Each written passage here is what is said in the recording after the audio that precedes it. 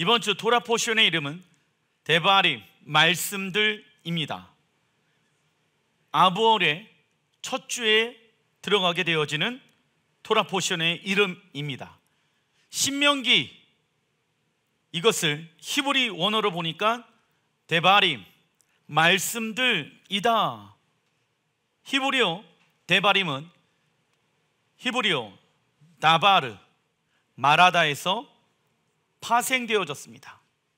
그래서 다바르, 하나님께서 우리에게 말씀하신다. 하나님 아버지께서 약속의 땅을 유업으로 주시겠다, 계속해서 말씀하신다. 그런데 그 약속의 땅의 유업을 얻기 위해서는 구원이 시작된 이스라엘 백성들이 그 하나님의 언약과 말씀들을 가지고 있어야지만이 약속의 땅을 취할 수가 있게 되어진다. 그래서 40년 동안 1세대 이스라엘 백성들은 광야에서 다 죽게 되어지지만 그 2세대, 다음 세대들에게 모세가 이 말씀을 다시 증거하고 있습니다. 구원이 시작되어졌다고 하면 약속의 땅을 취할 수 있는 유일한 방법은 데바림, 하나님의 말씀이 있어야 한다. 우리를 향한 하나님의 계획과 그 하나님의 뜻을 우리의 심령 가운데 새겨야 한다.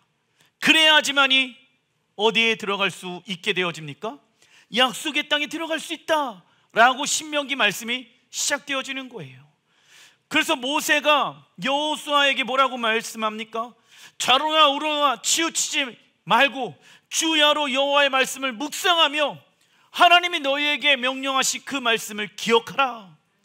그래야지 그 땅을 믿음으로 취할 수 있다. 우리도 동일합니다.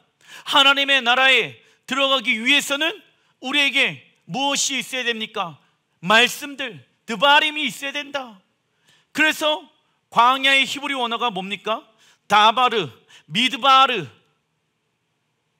하나님의 음성이 있는 곳. 광야 같은 이 땅에서 하나님은 우리에게 음성, 말씀을 해주신다. 예수의 핏값을 통하여서 우리의 구원이 시작되어졌습니다. 그래서 하나님과 끊어졌던 우리와의 관계가 회복되어졌고 우리는 하나님의 음성을 들을 수 있게 되어졌습니다. 그래서 광야 같은 이 땅에서 미드바르, 하나님의 음성을 들을 수가 있게 되어지며 이 광야가 우리의 최종적인 목적지가 아니라 우리의 목적지는 어디입니까? 약속의 땅이라는 것입니다. 그 약속의 땅에 들어가기 위해서는 드바림, 하나님의 말씀들이 있어야 하는 것이지요.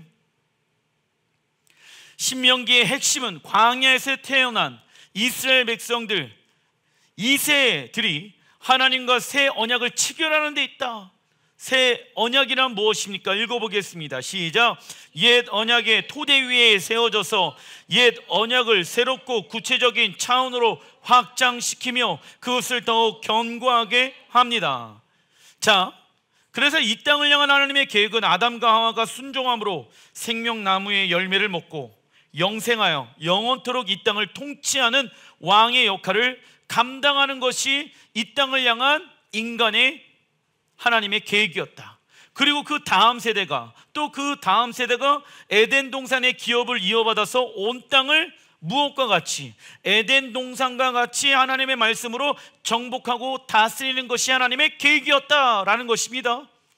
그래서 정복하다라는 것은 무엇을 말하고 있습니까? 히브리 원어를 보니까 우리가 배웠죠. 영적 전쟁하다. 정복하려면 영적 전쟁을 통해서만이 무엇을 할 수 있습니까? 정복할 수가 있습니다. 그런데 어떠한 방법으로 이 땅을 정복할 수 있습니까? 하나님의 말씀을 통하여 이 땅을 정복해야 합니다. 우리의 생활의 습관들, 우리의 생각하는 그 생각의 구조들, 우리의 말들, 그걸 통해서 우리는 점령당해야 한다라는 것이죠. 이것이 하나님의 말씀하시는 기업이며 우리가 돌아가야 할 분향을 뜻한다. 그러기 위해서는 우리는 무엇에 헌신해야 합니까? 하나님의 말씀, 데바림에 헌신해야 한다. 즉 약속의 땅에 들어가는 이스라엘 백성들에게 지금 가장 중요한 것은 모세가 보았었을 때 무엇입니까? 말씀들입니다. 그리고 광야에서 태어난 새로운 세대는 40년 전 시내산 아래에 있지 않았기 때문에 하나님의 말씀에 대해서 잘 알지 못하였다. 그러나 모세는 약속의 땅을 차지하기 위해서는 하나님의 말씀에 대한 순종함 없이 들어갈 수 없다는 것을 정확하게 알고 있었다. 그래서 모세는 40년 전에 받은 하나님의 말씀을 새로운 시대에 맞게 해석하여 이스라엘 백성들에게 가르친 것이 무엇입니까? 신명기 말씀입니다. 1번 신명기 1장 6절의 말씀 읽어보겠습니다. 시작. 우리 하나님 여호와께서 호렙산에서 우리에게 말씀하여 이르시기를 이 산에 거주한 지 오래니. 아멘. 자, 호렙산은 사실 어디입니까? 신의 산의 또 다른 이름입니다. 그런데 신의 산은 여러분들 신랑 하나님의 영광이 나타난 곳이다. 아담과 하와가 범죄하기 전에 에덴 동산에 하나님의 영광이 임하였죠. 그러나 그 아담과 하와의 범죄로 말미암아 약 2500년 동안 하나님의 영광이 이 땅에서 떠나게 되어졌습니다. 그런데 호렙산, 즉 신의 산에 하나님의 영광이 다시 회복되어지는 것이었죠. 그래서 이 신의 산은요 너무나도 좋은 곳입니다. 이스라엘 백성들에게 이 신의 산은 너무나도 중요한 곳입니다. 그런데 하나님이 뭐라고 말씀하십니까? 이 산에 거주한 지 오래다 라고 말씀을 하고 있습니다. 무엇을 의미하는 것일까요? 호렙산은 이스라엘 백성들의 하나님과 결혼 서약서를 받은 곳이다. 그런데 이 장소를 모세는 신의 산이라고 말하지 아니하고 왜 호렙산으로 표현하였을까요? 호렙, 헤렙 뜻은요 무엇입니까? 검이에요. 왜? 신의 산에서 무엇을 받았습니까? 검을 받았거든. 하나님의 말씀을 받았기 때문에. 이는 토라에 순종하면 검을 통하여 무엇을 얻습니까? 생명을 얻지만 불순종하게 되어지면 무엇을 통하여 죽임을 당하게 될까요? 검을 통하여, 하나님의 말씀을 통하여. 그래서 우리의 죽음은 끝나는 것이 아니라 하나님의 때에 모든 생명을 얻은 자들은 다 부활하여, 하나님을 믿는 자도 부활하고 하나님을 믿지 아니하는 자들도 부활하여서 하나님의 심판, 즉 하나님의 말씀의 검의 심판을 받게 되어진다라는 것입니다. 그런데 그 하나님의 말씀에 순종하면 복을 받고 영생을 얻게 되어지고, 그 하나님의 말씀에 불순종하게 되어지면 하나님의 심판과 저주와 지옥에 떨어지게 되어진다. 그런데 문제가 있습니다. 하나님은 이 두 가지를 다 말씀하셨습니다. 그것도 동시에. 근데 사람들은요 무엇만 기억합니까? 하나님의 말씀에 순종하면 복을 받는다, 영생을 얻는다 만 기억합니다. 무엇은 기억하지 않을까요? 하나님의 말씀에 불순종하면 저주와 심판을 받는다 라는 것을 기억하지 않습니다. 이것이 문제입니다. 우리 하나님은 좋으신 분이셔. 하나님은 우리에게 생명과 상급을 주실 분이셔.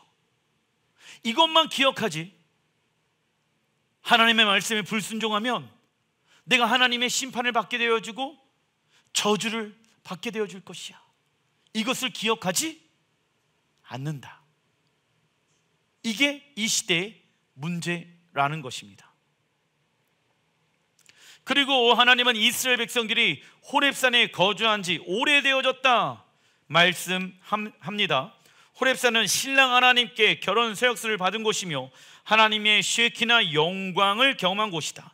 그러나 하나님은 이스라엘 백성들이 호렙산에 머무는 날이 너무 길었다라고 책망하신다. 즉 하나님은 그 자리에만 머물러 있으려고 하지 말라고 말씀하십니다. 이처럼 과거의 영적 체험만을 붙들고 그것만을 위해 살아가는 신앙생활은 위험한 것입니다.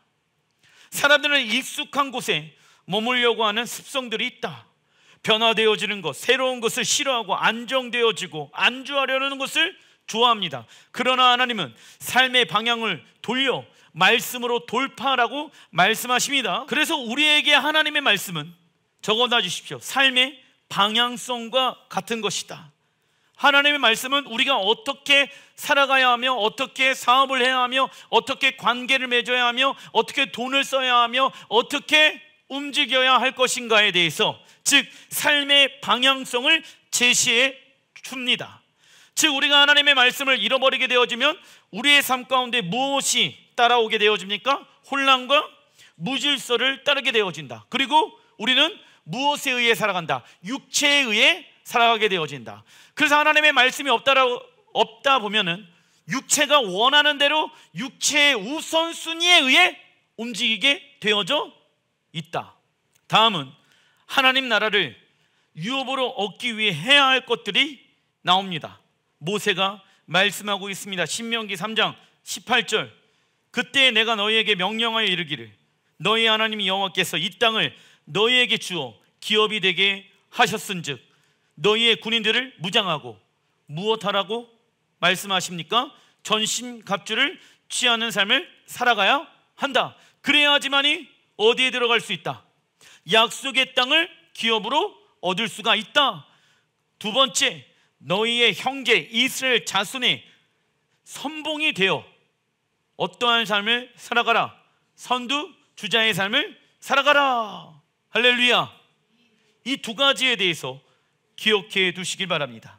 하나님 나라를 기업으로 얻기 위해 할 것, 첫째 읽어보겠습니다. 시작. 하나님 나라의 군대는 전신갑주로 무장해야 합니다. 둘째 읽어보겠습니다.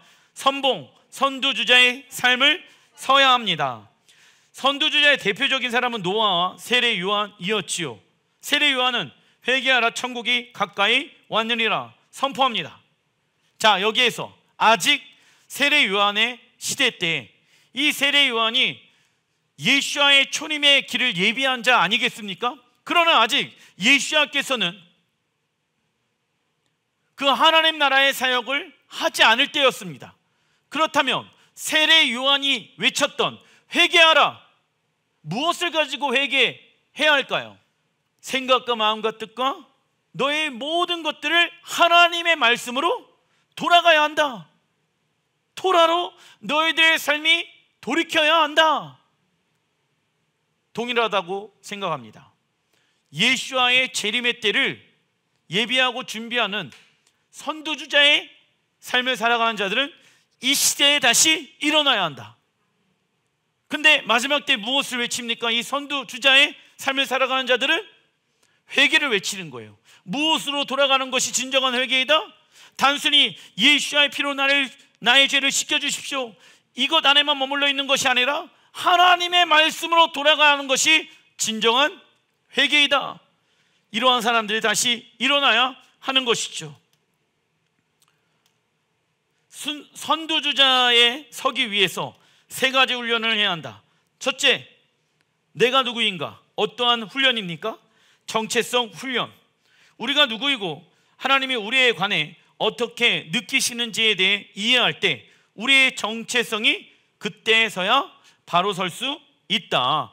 정체성은 하나님과의 인격적인 관계를 통하여 깨달아지는 것입니다. 그러나 정체성이 언제 흔들립니까? 하나님과의 인격적인 관계가 되어지지 아니할 때. 둘째, 선두주자의 삶을 살기 위해서는 마지막 때 하나님의 계획, 마지막 때 하나님의 계획이 무엇인지 알고 있어야 한다. 하나님의 마지막 시대에 인간의 역사를 어떻게 이끌고 가시는지를 통하여 말씀을 해석할 줄 알아야 하며 지혜와 계시의 영으로 충만해야 한다. 그리고 선두주자는 대환란의 시기를 통과할 수 있기 때문에 이 시기를 어떻게 살아가야 할 것인지 무슨 연습을 해야 합니까? 예행 연습해야 합니다. 셋째, 선두주자 훈련. 하나님의 계획 안에서 해야 할 역할이 무엇인가를 알아야 합니다. 하나님의 부르심, 우리를 향한 하나님의 부르심이 정확하게 무엇인지를 알아야지 우리가 선두주자의 삶을 살아갈 수가 있다. 이 세 가지를 통해 우리의 영적인 삶과 이 땅에서의 모든 삶을 지켜줄 것이며 하나님과의 관계가 더 깊어질 수 있도록 우리를 인도해 줄 것입니다. 모세는 약속의 땅에 임할 하나님의 나라를 바라보며 살아왔고, 하나님의 나라는 하나님의 말씀으로 다스리고 통치할 것을 믿었습니다.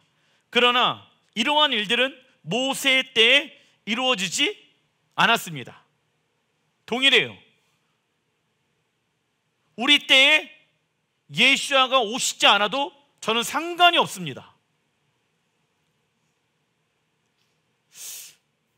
어떤 사람들은 우리 시대에 예수님이 오셨으면 좋겠습니다. 저도 제 시대에 예수야께서 다시 오셨으면 좋겠습니다.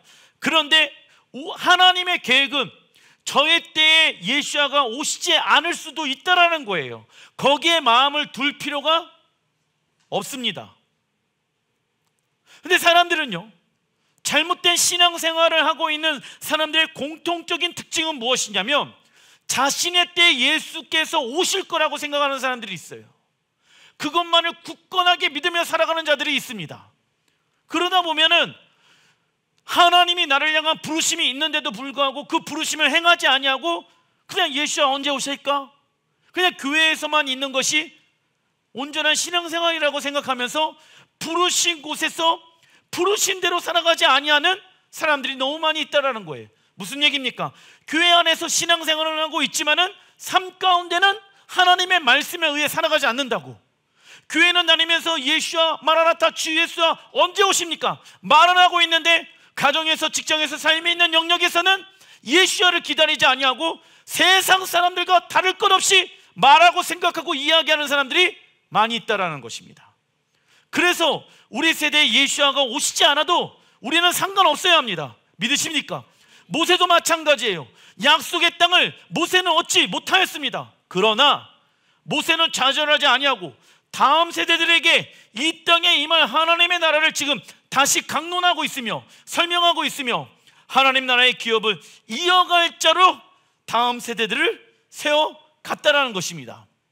그렇기 때문에 우리 세대의 예수와께서 오시지 않을 수도 있기 때문에 우리 다음 세대들이 그 예수의 오실 길을 예비하고 준비할 수 있도록 다음 세대들을 위하여 중보기도 하고 다음 세대들에 대해서 하나님의 나라에 강론하는 부모들이 되시길 주의 이름으로 축원드립니다. 이처럼 우리는 이 땅에 완성되어질 하나님의 나라를 바라보며 살아가야 합니다. 이러한 일이 우리 때에 이루어지지 않을 수도 있습니다. 그 다음 세대가 하나님 나라의 유업으로 이어갈 자로 세워줄 수 있도록 다음 세대를 여호와의 군대로 세워가야 하는 것이죠. 단락 2번, 이번 주 하프타라 예언서는요, 이사야 1장 1절부터 27절의 말씀입니다. 이사야 1장 4절, 슬프다 범죄한 나라요. 누가 범죄한 나라입니까? 이스라엘 백성들. 왜? 하나님의 말씀에서 벗어난 삶을 살고 있다. 세상 이들과 평범하게 섞여서 세상 사람들이 말하고 세상 사람들이 가치 있게 생각하는 것을 가치 있게 생각하며 살아가고 있다. 하나님은 그러한 이스라엘 백성들을 바라보면서 뭐라고 말씀합니까? 범죄한 나라요. 왜? 이스라엘은요, 하나님의 무엇입니까? 거룩한 나라입니다. 그런데 하나님은 이스라엘 백성들을 뭐라고 얘기합니까? 이스라엘을 범죄한 나라로 보고 계십니다. 허물진 백성이요, 행하게 종자요, 행위가 부패한 자식이로다. 그들이 여호와를 버리며 이스라엘의 거룩하신 이를 만홀히 여겨 멀리하고 물러갔도다. 딸 시온, 누구를 말합니까? 예루샬라임. 그 예루샬라임을 향하여 뭐라고 얘기하냐면, 이사야 선지자는 포도원의 망대 같이, 참외밭의 원두막 같이, 애워싸인 성읍 같이 겨우 남았도다. 10절, 너희 소돔의 강원도라. 이게 뭡니까? 소돔과 고모라 이야기를 이사야 선지자가 이야기하고 있습니다. 이스라엘 백성들을 향하여 뭐라고 말합니까? 소돔의 관원들아, 여호와의 말씀을 들을지어다. 너희 고모라의 백성아, 우리 하나님 법에 귀를 기울일지어다. 자, 우리는 소돔과 고모라가 멸망되어진 이유가 동성애에 의해서 멸망되어졌다라고 우리는 알고 있습니다. 맞습니다. 그러나 그 핵심은 무엇입니까? 소돔과 고모라가 왜 멸망되어졌습니까? 여호와의 말씀을 듣지 않은 거예요. 여호와의 법에 귀를 기울이지 않은 거예요. 그러한 자들을 하나님은 뭐라고 말씀하십니까? 소돔과 고모라라고 말씀하고 있습니다. 누구를요? 하나님의 말씀을 들으려고 하지 아니하고 하나님의 법에 귀를 기울이지 않는다. 여러분들, 토라는 하나님 나라의 법이잖아. 그러면 토라의 귀를 기울이지 않는다라고 하면 어떠한 사람이 되어질 수 있을까요? 소돔과 고모라처럼 살아갈 수 있다. 그런데 좀 이따 볼 거지만 요한계시록에 보게 되어지면 소돔과 고모라 같은 이들이 일어나게 되어질 거라고 성경은 말씀하고 있다는 것을 여러분들이 잘 알고 계셔야 합니다. 성경은 반복되어진다. 우선 이스라엘은 하나님의 아들이며 장자이며 거룩한 나라로 하나님이 세우셨죠. 그러나 구원이 시작된 이스라엘 백성들은 무엇을 잃어버리게 되어집니까? 영적 분별력. 왜요? 하나님의 말씀을 잃어버렸기 때문에 그 결과 세상 이들과 너무 쉽게 타협하며 살아가게 되어진다. 그리고 하나님은 예루살렘을 세 가지로 비유하고 있습니다. 첫 번째, 포도원의 망대. 성경은 이스라엘을 여호와의 포도원으로 비유하고 있으며 망대는 하나님의 성전으로 비유하고 있습니다. 그런데 여호와의 포도원, 즉 이스라엘이, 예루살렘이 하나님의 말씀에 불순종하며 하나님의 쉐키나 영광이 사라지게 된다면 그 예루살렘은, 이스라엘은 무엇을 받을 수가 없습니까? 하나님의 보호하심을 받을 수가 없다라고 말씀하고 있는 것입니다.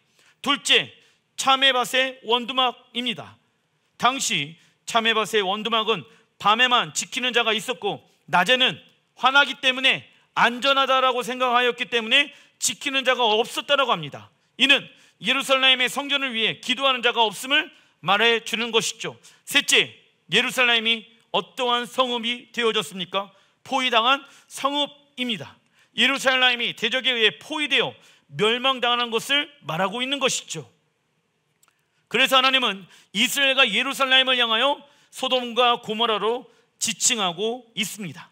이는 이스라엘과 예루살렘 주민들의 죄가 소돔과 고모라와 같은 상태가 되었다는 것을 말하고 있는 것이죠.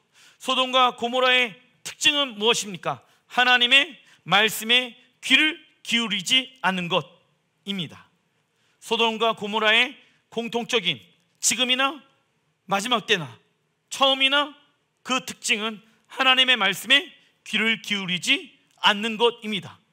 그래서 이사야 선지자는 소돔과 고모라와 같은 이스라엘 백성들을 향하여 하나님의 말씀에 귀를 기울여 들을 것을 선포합니다. 이것만이 어떠한 길입니까? 하나님의 심판을 피할 길입니다. 마지막 때도 동일하다.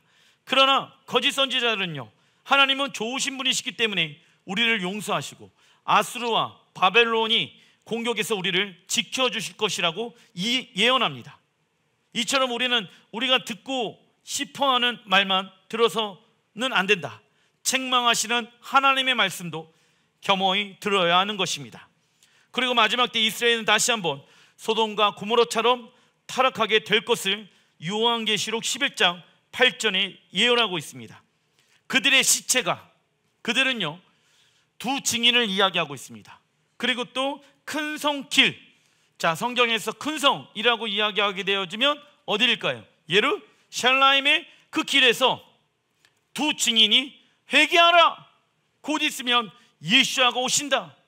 지금의 유대인들을 향하여 회개를 3년 6개월 동안 외치게 되어질 것이다.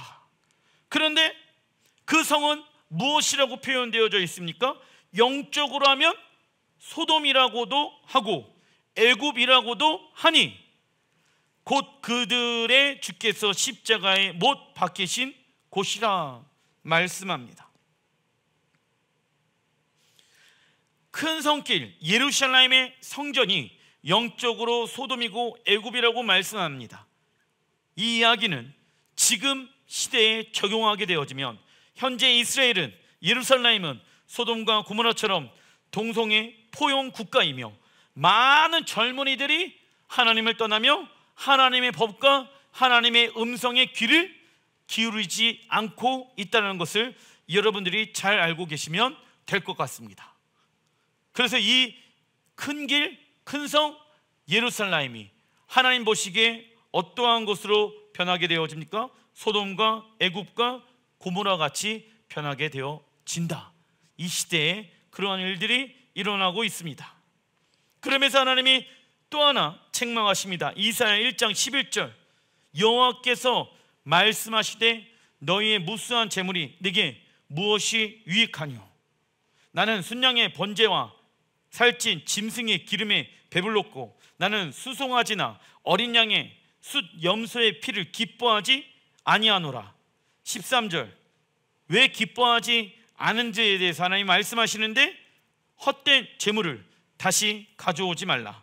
분향은 내가 가증히 여기는 바요, 월삭과 안식일과 대회로, 대회는 절기를 얘기하는 것입니다. 모이는 것도 그러하나니 성애와 아울러 악을 행하는 것을 내가 견디지 못하겠노라. 14절, 내 마음이 너희의 월삭과 정한 절기를 싫어하나니 그것이 내게 무거운 짐이라 내가 지기에 곤비하이니라. 이 말씀 가지고요, 어떤 목회자는요, 하나님은 아직도 월삭과 정한 절기를 싫어하신다. 그리고 앞에 보게 되어지면 무수한 재물과 수송아지와 어린 양이나 숫 염소의 피를 기뻐하지 않는다. 무슨 제사입니까? 희생 제사잖아. 그렇죠?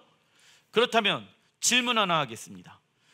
희생 제사를 만드시고 그리고 월삭과 절기와 샤밧을 만들어 놓으신 분은 누구이십니까? 여호와 하나님이십니다. 이것을 만드신 분은 누구이십니까? 하나님이세요. 그런데 문제가 뭐냐면, 문제가 뭘까요? 왜 하나님이 이것을 싫어하실까요? 헛된 재물 때문에 하나님이 싫어하시는 거예요.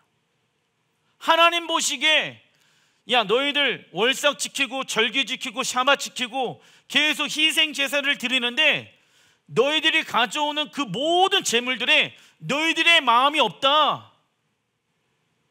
너희들은 이러한 예식을 통하여서 내가 이 정도 하나님을 섬기면 되겠지.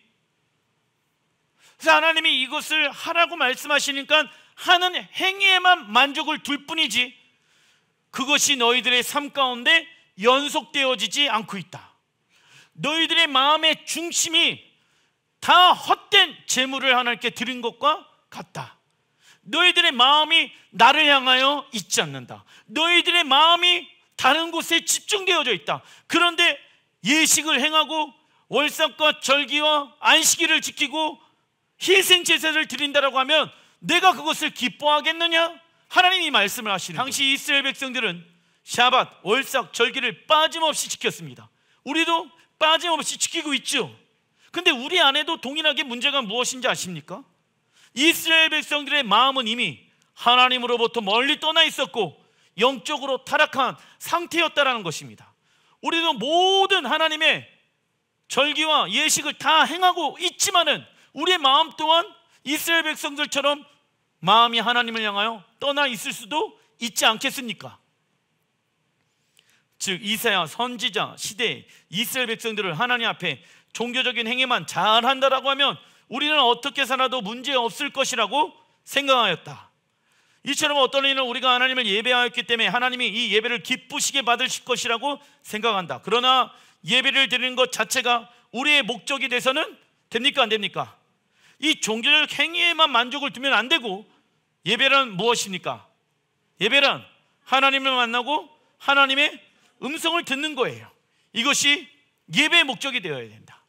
그냥 교회에 다니고 내가 봉사하고 헌신하고 예식을 다 지킴으로 인해서 내가 하나님 앞에 할 도리를 다 하였다라고 생각하면서 거기 안에만 만족하면서 살고 있으면 된다, 안 된다? 안 된다.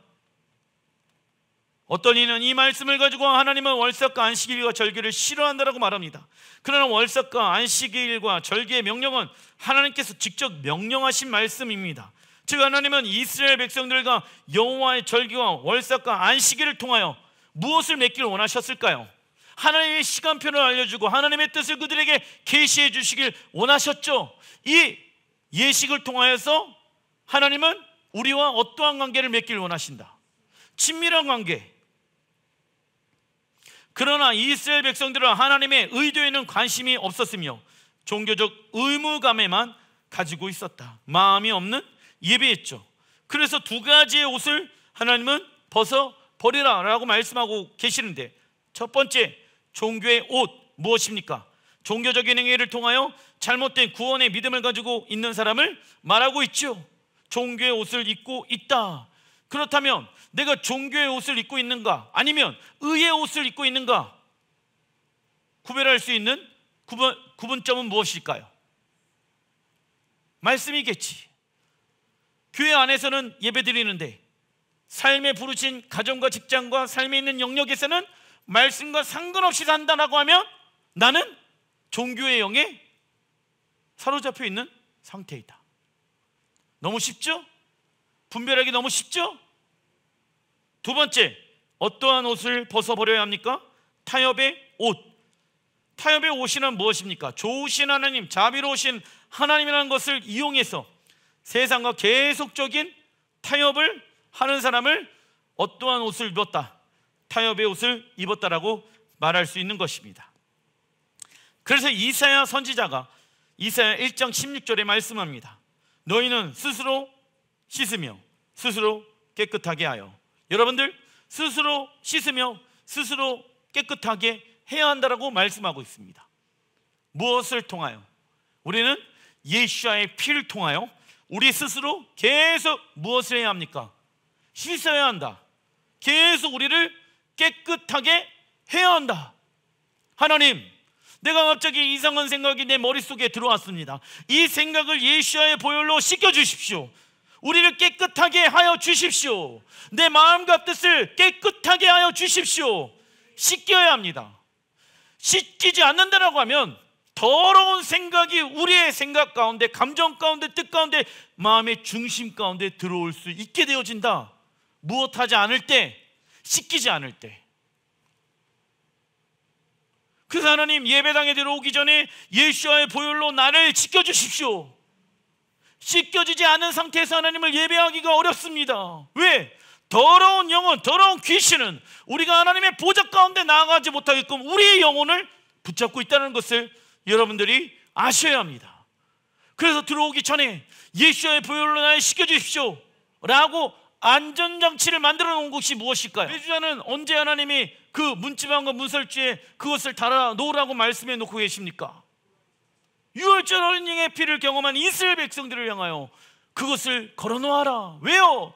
예수와의 보혈로 너희를 깨끗하게 하라. 예수와의 보혈로 너희를 씻겨라. 들어오기 전에 만지면서 주의 보혈로 나를 씻겨주십시오. 주의 보혈로 내 생각과 마음과 뜻을 깨끗하게 하여 주십시오. 왜? 내가 알지 못하게 지은 죄들이 있잖아요. 생각과 마음과 감정 가운데 그 영역을 씻겨야 된다라고 말씀하고 있지요. 그리고 하나님의 목전에서 너희의 악한 행실을 버리며 행악을 그치고. 악한 행실을 버리래. 더 이상 죄 짓지 말아라.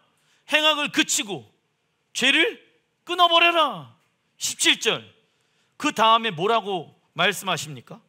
선행을 배우며 정의를 구하며 학대받는 자를 도와주며 고아를 위하여 신원하며 과부를 위하여 변호하라 하셨느니라.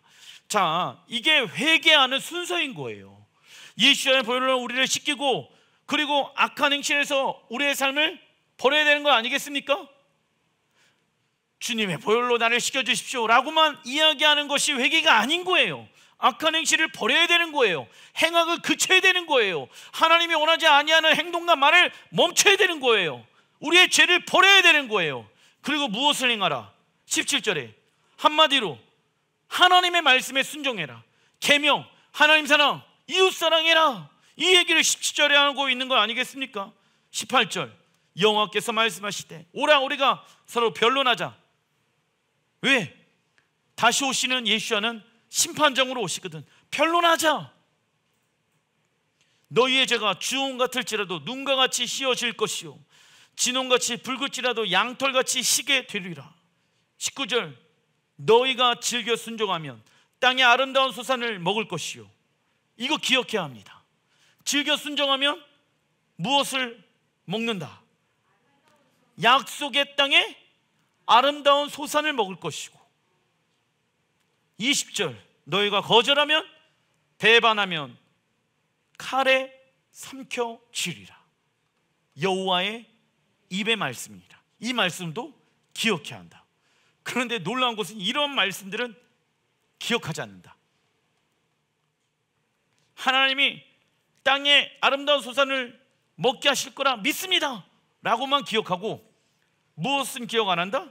거절하면 배반하면 칼에 삼켜질 것이라고 우리는 기억하지 않는다. 왜 그럴까요? 내가 믿고 싶은 하나님만 믿는 거예요. 이 두 가지를 동시에 교회가 이야기해야 된다고. 그런데 문제가 무엇입니까? 목사님이 회개 외치고 심판 얘기하면 성도들이 좋아해 안 좋아해? 안 좋아하거든. 에?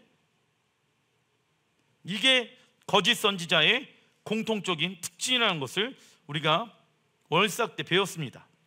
누구를 통하여서?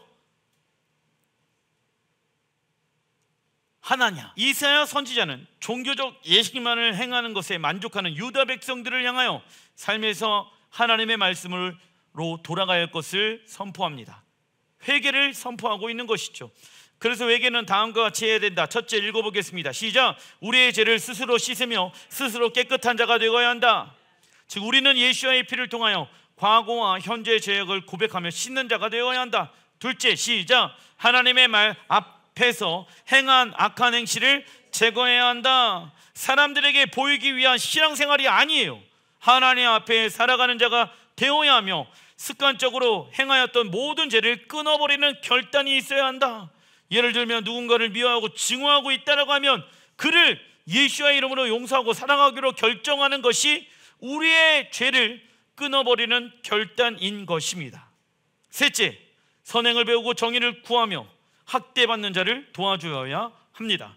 즉 예수의 피를 통하여 과거와 현재의 죄악을 고백하고 죄를 씻으며 습관적으로 행하였던 모든 죄를 혹시 예수의 이름으로 끊어버렸습니까?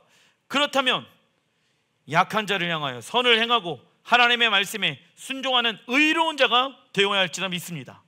그리고 즐거이 순종하면 약속의 땅에서 쫓겨나지 아니하고 그 땅의 열매들을 누리게 될 것입니다.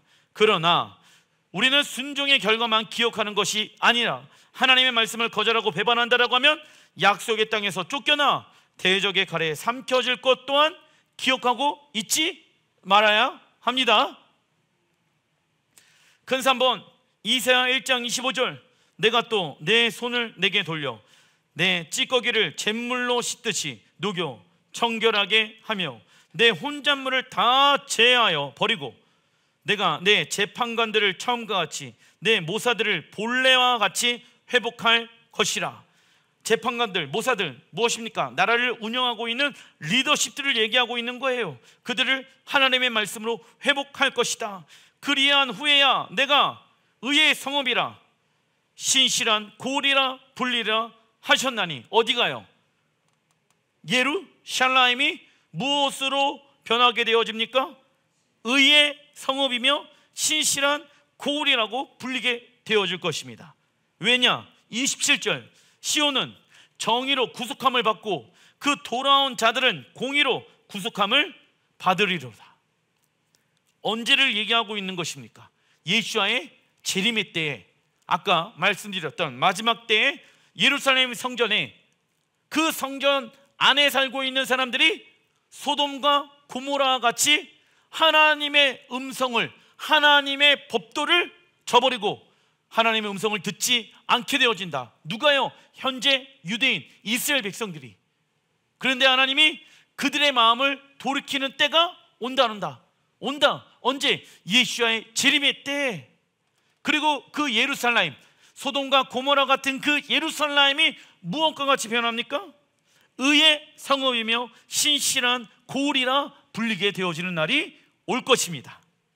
마지막 때에 이스라엘은 이방 나라들로 인해 사면으로 포위되어지고 큰 환난을 겪게 될 것을 이사야 선지자는 예언하고 있습니다. 이때 하나님은 이스라엘이 예수야를 메시아로 인정하지 아니하는 죄에 대한 회개를 행할 것이며 이방 나라들로부터 구원케 하실 것을 예언합니다. 그리고 예수야의 재림을 통하여 예루살렘 성전은 무엇으로 회복되어집니까?